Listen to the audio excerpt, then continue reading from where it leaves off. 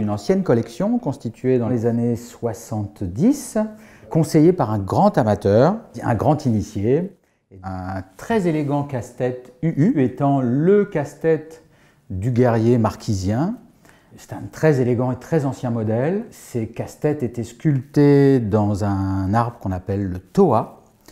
Toa signifie guerrier en langue marquisienne. Une fois qu'ils étaient sculptés, au départ de leur création, ils étaient trempés dans un marécage qui permettait d'obtenir cette teinte foncée, cette teinte noire. Et par la suite, ils étaient polis à l'huile de coco. Les UU sont toujours sculptés de deux faces, dont une face qui a deux yeux et un nez, et puis une autre face qui a seulement deux yeux. Donc il y a quand même un avant et un arrière, c'est comme si la pupille de ces grands yeux était des tikis, qui sont là pour protéger son propriétaire. C'est à la fois une arme et à la fois un emblème de prestige, c'est un objet de pouvoir. Elles sont devenues rares sur le marché, mais au départ, elles ne sont pas rares.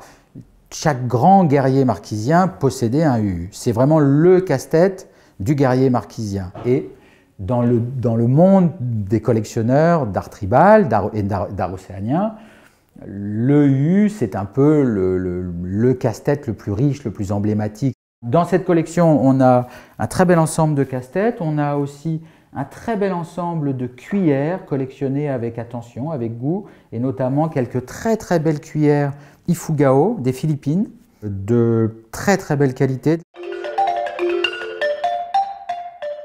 La superbe surprise de redécouvrir un des plus beaux spécimens de siège lobby tripode monoxyle, qui sont des sièges qui sont à la fois des sièges et à la fois un appui-nuque. Donc en fait, le propriétaire s'asseyait lors de réunions sur ces sièges, mais en fait, il dormait aussi dessus. Donc on appelle ça des sièges appui-nuque. Il est dit qu'à l'arrivée des sages, on frappait le sol de ce siège pour annoncer l'arrivée des grands initiés. On est au Burkina Faso. L'idée de ces sièges est venue de l'observation de la nature. Et en fait, ça représente un oiseau stylisé qui est en train de boire à la mare. Une rare lance des îles Fidji, qui est une lance de guerre, qui est une vraie lance de guerre. Une collection qui témoigne d'un vrai goût et d'une vraie connaissance. Un objet modeste mais très rare et d'une très grande ancienneté, collecté par un grand amateur qui s'appelle Edward Klejman, un masque Mama du Nigeria. En fait, c'est un masque buffle, c'est un masque cimier qui était porté sur le haut de la tête et qui représente un buffle.